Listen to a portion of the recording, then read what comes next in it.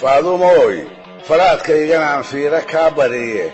in faseexad loo wada hadlay gobi ku faydaaye fidmadeeda xaajada adaa faraya shaalleeye filan naag taqaan waa ibliis furuq alluukeeye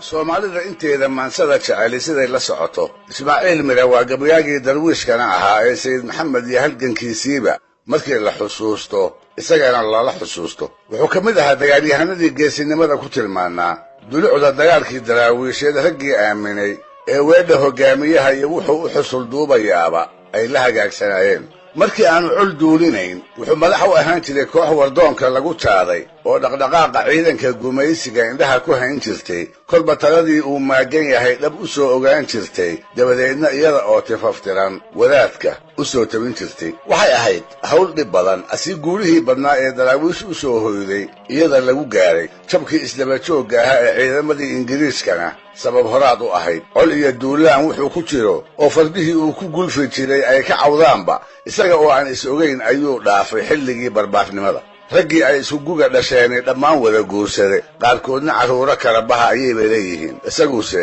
dirirta gumaysiga mooye dumar iyo haayadoodba ma hayo ingiriiska sidee baa dalka looga eryaa weeye hamigiisu kolkuu hawl adag soo ebyaba tu ka daran baa loo diraa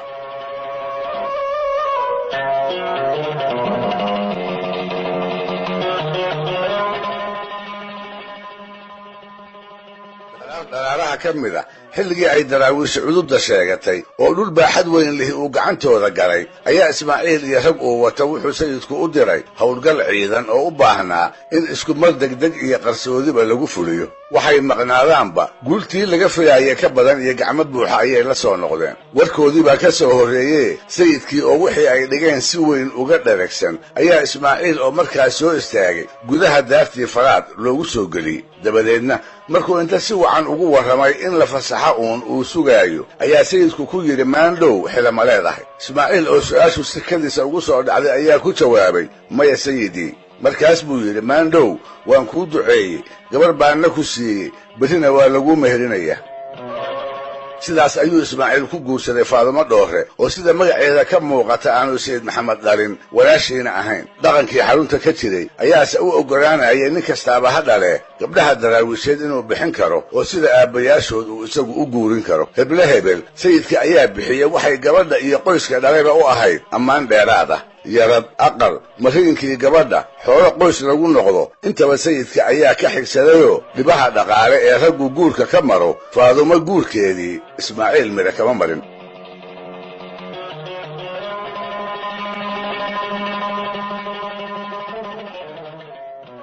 hase ahaatee guur kadib siduu raggu reerkooda ugu xasilo isagu uguma xasilin habkii hore ee noloshiisa wax qumani iskama beddelin hadday faadumo la ahayd sida ragga kale inuu waaberigiina xoolaha iskinka aan la dibadbaxo fiidkiina uu la soo hoydo way ku gabsanayd markaas baa haddiiba gabadhii walaac ku beerma nin xun ma aha imana nacbee muxuu iigu hakan la'yahay ayay keligeed in badan isweydiisa waa runteedoo markii uu la joogo weji furan bay ku qabtaa wuuna koolkooliyaayo iyaga oo aan wax badanba wada joogin waa kii faaduma xabado ula baxay bilo kolkii uu maqnaadaba galab buu carraabo ku yimaadaa habeen ama laba kolkii uu hoydana waa ka jarmaadaa ama ka boqolaa marmar ayuuba ka bil maqnaadaa kolkolna 2 ilaa 3 sano ayayba muddadu gaadhaa markii uu yimaado inay aragto un mooye dhaqankiisaasu ma ahayn wax ay ka caban karto waxay og tahay inay ceeboobayso haddiiba la maqlo maqnaanshaha ninkeeda iyada oo ka hifanaysa waxaa lagu xaman lahaa nin jacayl iyo dirirta gumaysiga ee loo wada heelan yahay inay iyada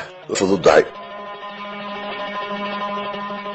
waxay sidaas ahaataba galabtii dambe ayay daraawiish aqalkeeda meel aan ka fogeyn isku warsanaysa waxay faaduma ka ogaatay wax yar ka hor inuu ismaaciil xarunta soo galay oo daartii faraad uu sayidka la joogo haddiiba waxaa ku soo dhacday su'aal markii dambe la siloonaatay oo ahayd oo hadduuba taleex soo gaaray muxuu reerkiisa ugu soo hormari waaye waa su'aal ay ku gabsaneed maxaa yeelay dhaqanka daraawiisheed kuma jirin ammaan duule soo galay inuu aqalladiisa ku hormaro waxaa xeer ahayd inta aan cid kale loo warramin in horta sayidka loo tago isagana la siiyo kolba wixii war ah oo ninka soo galay uu cadowga iyo cawaankiisba ka sido ismaaciilna wuxuu ahaa nin daraawiish ku barbaaray oo hiddaheeda yaqaane sidii ku habbooneed ayuu yeelay markii uu falaad balleeyey faaduma iyadu kabil waa gaari laga maqnaayee qalqaalo degdega ayay gashay ilaxidkii uu seexan lahaa iyo ardaagii uu ku cawaysibi lahaaba way u saxartirtay kaydkii ay u dhigtayna way soo dhowaysatay cabbaar kadib iyada oo weylaalis cusub ardaaga ugu filinaysa ayay xagga qorraxdhaca waxay ka bidhaansatay nin faras ku jooga oo dhinaceeda ku soo socda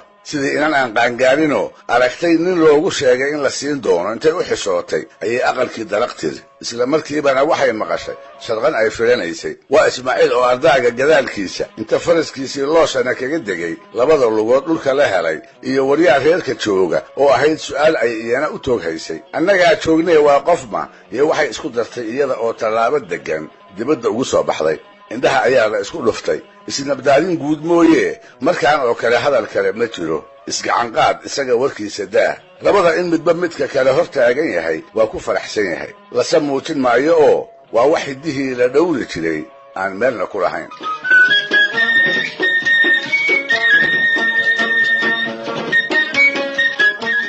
koob shaaha isaga oo inta cabbay weylaalistii isku kala bixiyey ayaa waxaa la soo joogsaday nin geeye ku jooga oo sayidka farriin ka wada ismaaciil bal ii soo joogsa ayuu yidhi isaga oo aan neefkii ka degin markuu u sheegay in sayidku u wacaayana ismaaciil wax kale ma odhanna wuxuu ninkii weydiiyey ikhwaanow halkee baad u malayn in la ii diri doono dambaalwadihii baa ku jawaabay la iima sheegin waxaase la hadal haye ciidan aad waayeel ka tahay aniguna aan ku jiro oo daraawiishta beledweyne lagu xoojinayo sow ma aad maqal inuu talyaani banaadir ciidama ka keenay kadibna ay daraawiishi buulo birdarra kaga laysay maya ma uu maqal maantuuba burco iyo beer ka soo galay webi iyo wararka hiiraan sidee bay ku soo gaari karayeen waa sina waan kaa daba imaanay sii soco intuu darwiishkii ku yidhi ayuu helheshay oo kabihii oo uu koldhow iska bixiyey haddana ilada faaduma oo hortiisa ka muuqata ayuu milicsaday war oo idin maqashay wayna og tahay hadalka sayidka hawlaarsan mooye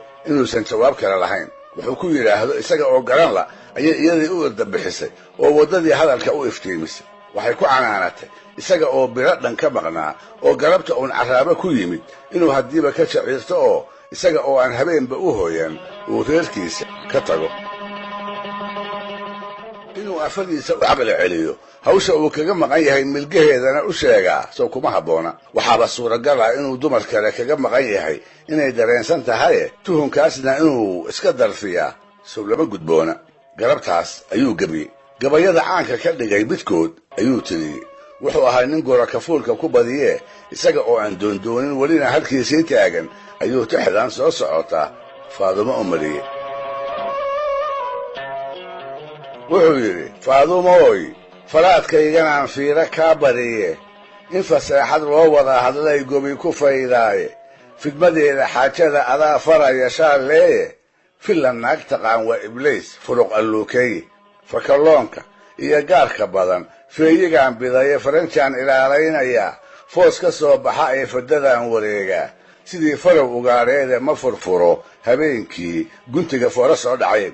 xeeryahan fadhaalaysan iyo foonka malabaysan fujaamadan la ii soo sido iyo faalac labankeeda fartaydaba anaan saarin baan fuuli looshana inaan adiga kaa fiigayo yaad igu filaysaaye furuuq igu dile naag kalaan faraha saarayb foolkii astaadkaan ku helay fayde iyo khayre faatixa markuu ii maro ya farax dhaqaaqaaye ma fakriyo shareecada ninkii faraqa haystayb dhegaystayaal barnaamijkii dhaqanka iyo hidduu maanta halkaa inoo jooga waa inoo toddobaadka soo aadan iyo ku lamid ah hadduu ebel